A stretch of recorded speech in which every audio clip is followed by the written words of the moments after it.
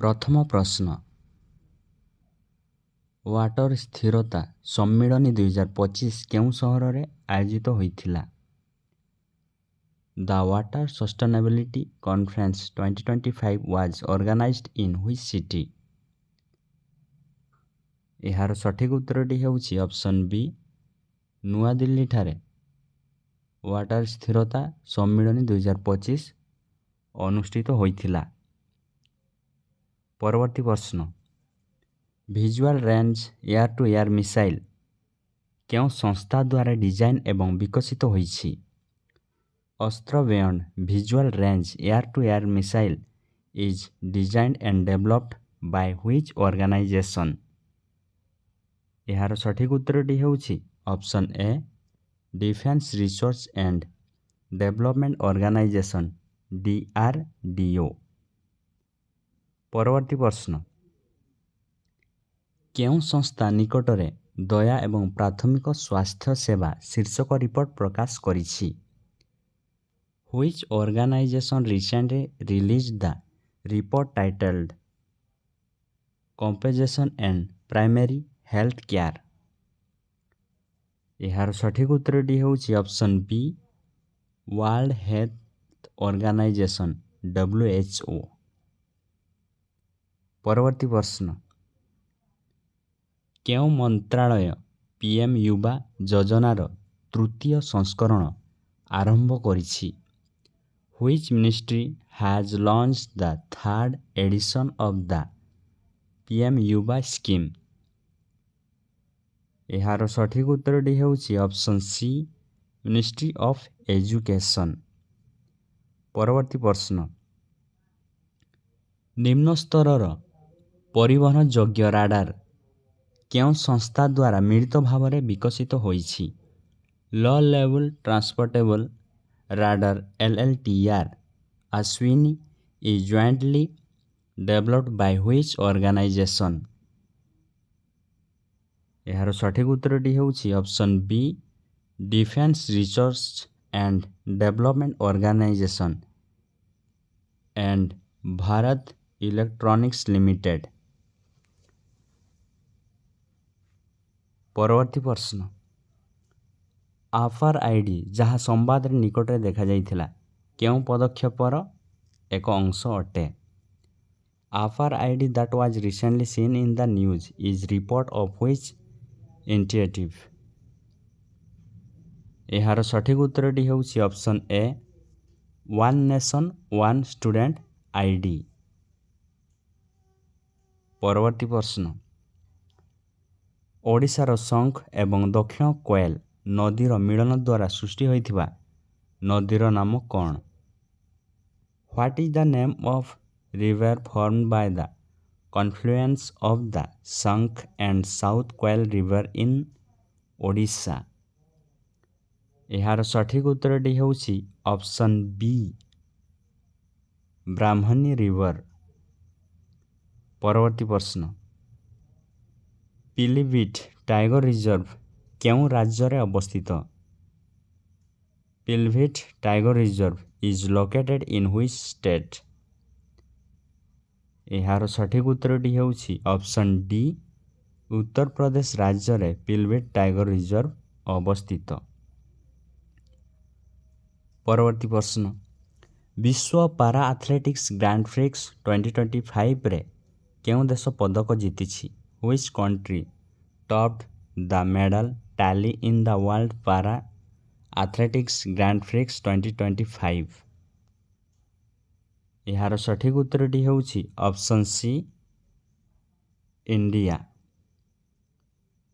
ପରବର୍ତ୍ତୀ ପ୍ରଶ୍ନ, ଆନ୍ତର୍ଜାତୀୟ ଜ୍ୟୋତିର୍ବିଜ୍ଞାନ ୟୁନିୟନ ଶନିଙ୍କ କେତେ ନୂତନ ଉପଗ୍ରହକୁ ଆନୁଷ୍ଠାନିକ ଭାବରେ ସ୍ୱୀକୃତି ଦେଇଛି? The International Astronomical Union has officially recognized how many new satellites of Saturn? ଏହାର ସଠିକ ଉତ୍ତରଟି ହେଉଛି ଅପସନ୍ ଏ, 128। ପରବର୍ତ୍ତୀ ପ୍ରଶ୍ନ, କେଉଁ ଦଳ ମହିଳା ପ୍ରିମିୟର ଲିଗ୍ 2025 ଟାଇଟଲ ଜିତିଛନ୍ତି? Which team has won the Women's Premier League 2025 title? ଏହାର ସଠିକ ଉତ୍ତରଟି ହେଉଛି ଅପସନ୍ ସି ମୁମ୍ବାଇ ଇଣ୍ଡିଆନ୍ସ। ପରବର୍ତ୍ତୀ ପ୍ରଶ୍ନ,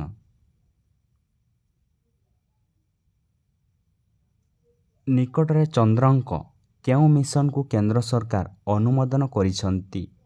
Which mission to the moon has recently been approved by the Union Government? ଏହାର ସଠିକ ଉତ୍ତରଟି ହେଉଛି option D Chandrayaan 5 mission. Chandrayaan 5 mission କେନ୍ଦ୍ର ସରକାର ଅନୁମୋଦନ କରିଛି। ପରବର୍ତ୍ତୀ ପ୍ରଶ୍ନ, ରାଇସିନା ସଂଳାପର 10ମ ସଂସ୍କରଣ କେଉଁଠାରେ ଆୟୋଜିତ ହେଉଛି? Where is the 10th edition of the Raisina dialogue being held?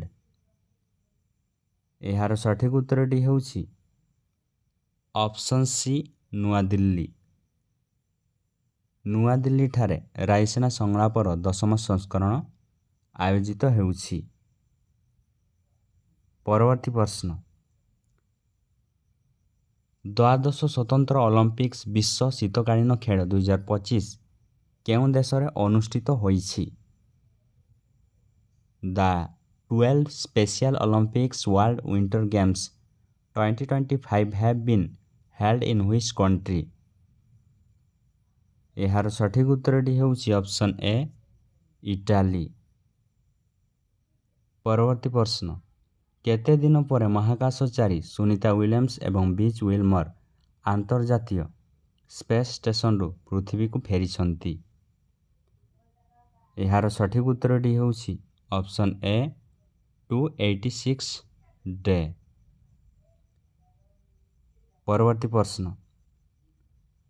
Which state police has launched a Shishtachar squad? କେଉଁ ରାଜ୍ୟ ଶିଷ୍ଟାଚାର ସ୍କ୍ୱାଡ୍ ଆରମ୍ଭ କରିଛି? ଏହାର ସଠିକ ଉତ୍ତରଟି ହେଉଛି ଅପସନ୍ ସି ଦିଲ୍ଲୀ। ପରବର୍ତ୍ତୀ ପ୍ରଶ୍ନ, ବିଶ୍ୱ ସ୍ପାରୋ ଦିବସ କେବେ ପାଳନ କରାଯାଏ? When is World Sparrow Day celebrated? ଏହାର ସଠିକ ଉତ୍ତରଟି ହେଉଛି ଅପସନ୍ ବି 20 ମାର୍ଚ୍ଚ। ପରବର୍ତ୍ତୀ ପ୍ରଶ୍ନ, ଭାରତ ଏବଂ କେଉଁ ଦେଶ ମଧ୍ୟରେ ନୌସେନା ବ୍ୟାୟାମ ବରୁଣ ଆୟୋଜିତ ହୋଇଛି? Naval exercise Varun has been held between India and which country? ଏହାର ସଠିକ ଉତ୍ତରଟି ହେଉଛି ଅପସନ୍ ସି ଫ୍ରାନ୍ସ ମଧ୍ୟରେ।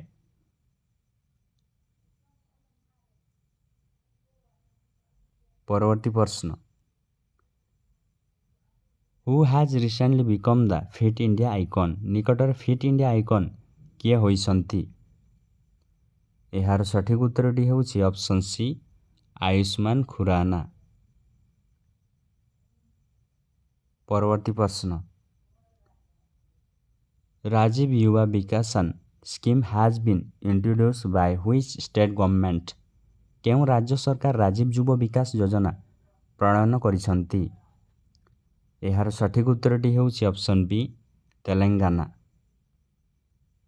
ପରବର୍ତ୍ତୀ ପ୍ରଶ୍ନ, କେଉଁ ସଂସ୍ଥା ମହାକାଶ ମିଶନ ପାଇଁ ହାଇସ୍ପିଡ୍ ମାଇକ୍ରୋପ୍ରୋସେସର ବିକ୍ରମ 3201 ଏବଂ କଳ୍ପନା 3201 ବିକଶିତ କରିଛି?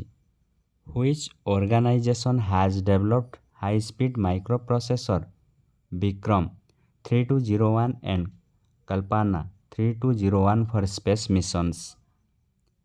ଏହାର ସଠିକ ଉତ୍ତରଟି ହେଉଛି option C Indian space resource organisation ISRO.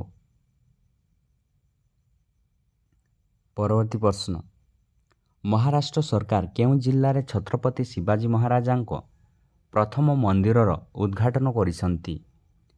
The Maharashtra government inaugurated the Chhatrapati Shivaji Maharaj first temple in which district?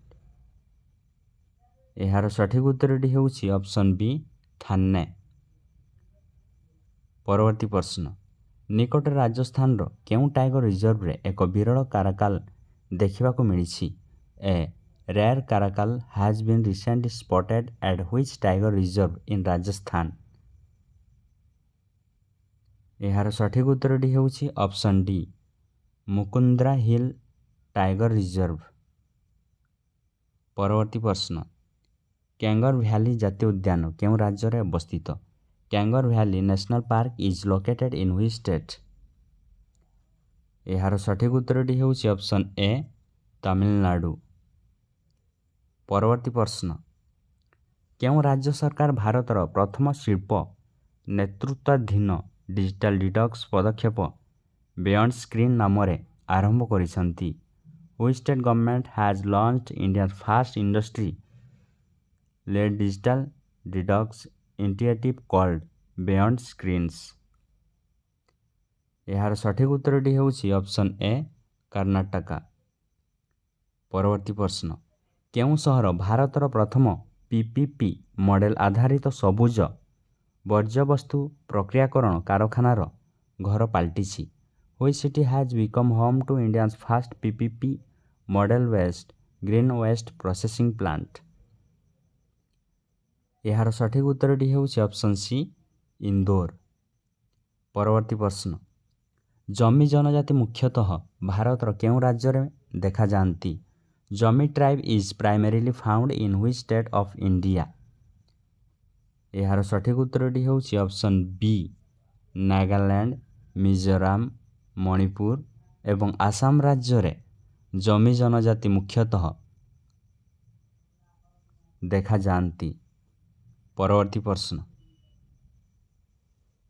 ଜାତୀୟ ବନ୍ୟଜନ୍ତୁ ସ୍ୱାସ୍ଥ୍ୟ ନୀତି NWHP କେଉଁ ସଂସ୍ଥା ଦ୍ୱାରା ଆରମ୍ଭ ହୋଇଛି?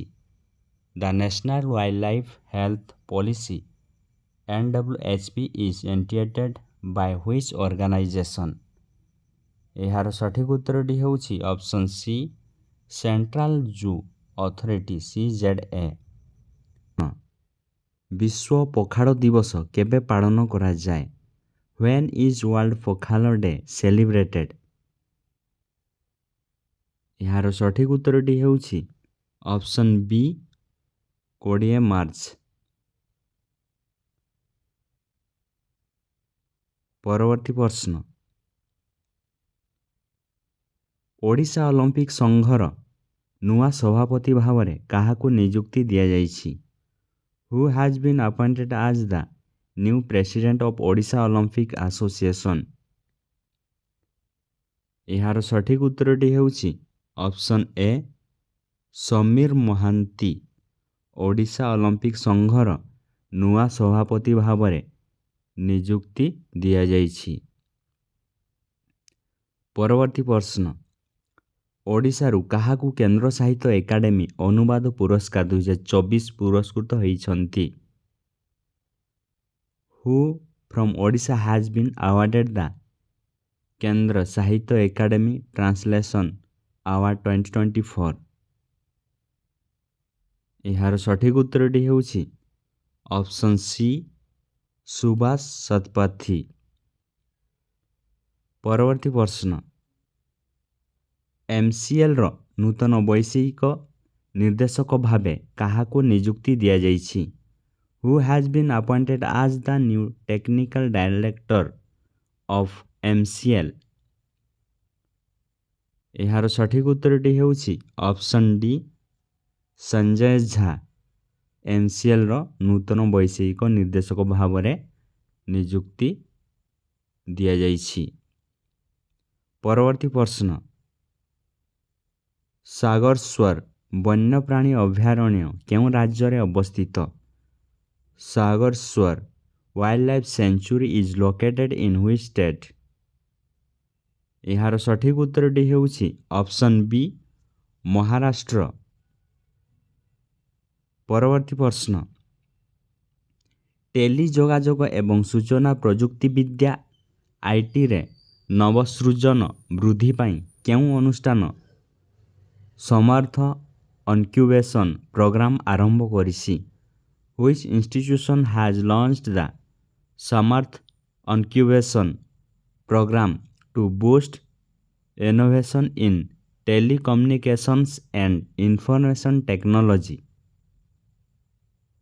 ଏହାର ସଠିକ୍ ଉତ୍ତରଟି ହେଉଛି option B centre for development of telematics C dot. ପରବର୍ତ୍ତୀ ପ୍ରଶ୍ନ, କେଉଁ ମନ୍ତ୍ରାଳୟ ଅଧୀନରେ ବାଣିଜ୍ୟ ପତ୍ରିକାର ନିର୍ଦ୍ଦେଶାଳୟ କାର୍ଯ୍ୟ କରେ? Directorate general of trade remedies operates under which ministry? ଏହାର ସଠିକ୍ ଉତ୍ତରଟି ହେଉଛି option A ministry of commerce and industry. ପରବର୍ତ୍ତୀ ପ୍ରଶ୍ନ, ଅଧିକ ଉତ୍ତରଦାୟୀ ତଥା ନାଗରିକ କେନ୍ଦ୍ରିକ କର୍ମଜୀବୀ ସୃଷ୍ଟି କରିବାକୁ କେଉଁ ମନ୍ତ୍ରାଳୟ ରାଷ୍ଟ୍ରୀୟ କର୍ମୟୋଗୀ ଜନସେବା କାର୍ଯ୍ୟକ୍ରମ ଆରମ୍ଭ କରିଛି? Which ministry has launched the Rashtriya Karmayogi Jan Seva programme to create a more accountable and citizen centric workforce? ଏହାର ସଠିକ୍ ଉତ୍ତରଟି ହେଉଛି option B ministry of Ayush. ପରବର୍ତ୍ତୀ ପ୍ରଶ୍ନ, ବିଶ୍ୱ ସୁଖ ସୂଚକାଙ୍କ 2025ରେ ଭାରତର ମାନ୍ୟତା କ'ଣ ରହିଛି? What is ranks Indian rank in the world happiness index 2025? ଏହାର ସଠିକ୍ ଉତ୍ତରଟି ହେଉଛି option A 118। Continue united nation sustainable development solution network India was rank 118। India କେତେ ର୍ୟାଙ୍କ କରିଛି? 118 ବିଶ୍ୱ ସୁଖ ସୂଚକାଙ୍କରେ। ଟପ୍ 3ଟା କଣ୍ଟ୍ରି ମଧ୍ୟରେ କିଏ କିଏ ଅଛନ୍ତି? ଫିନଲ୍ୟାଣ୍ଡ, ଡେନମାର୍କ ଏବଂ ଆଇସଲ୍ୟାଣ୍ଡ। ଆଫଗାନିସ୍ତାନ ର୍ୟାଙ୍କ କେତେ ରହିଛି? 147। ପାକିସ୍ତାନର ର୍ୟାଙ୍କ ରହିଛି 109 ହାପିନେସ୍ ଇଣ୍ଡେକ୍ସ। ନେପାଳର ରହିଛି 93।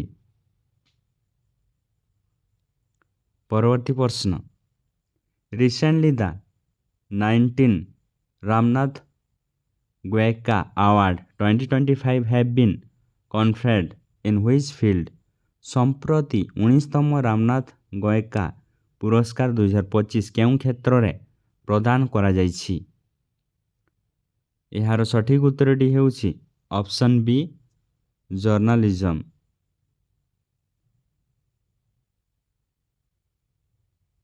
ପରବର୍ତ୍ତୀ ପ୍ରଶ୍ନ, କେଉଁ ରାଜ୍ୟରେ ନମରୁଫ ଆଇଭି ସାର କାରଖାନା ପ୍ରତିଷ୍ଠା ହେବ? The Namrup IV fertiliser plant will be set up in which state? ଏହାର ସଠିକ୍ ଉତ୍ତରଟି ହେଉଛି ଅପସନ୍ ସି ଆସାମ ରାଜ୍ୟରେ ନମରୁଫ ଆଇଭି ସାର କାରଖାନା ପ୍ରତିଷ୍ଠା ହେବ।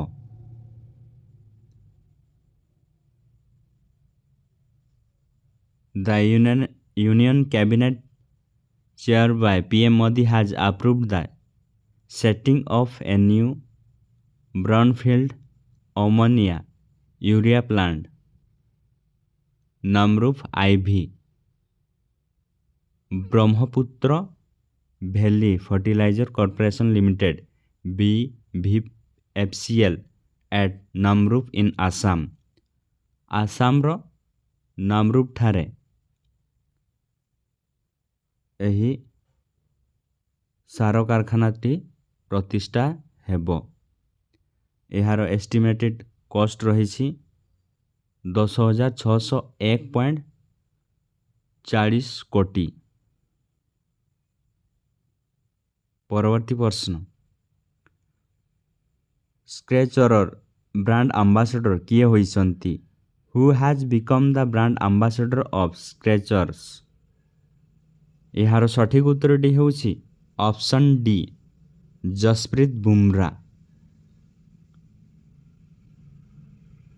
Cricketer Jasprit Bumrah has become the brand ambassador of comfort technology company ସ୍କ୍ରେଚର।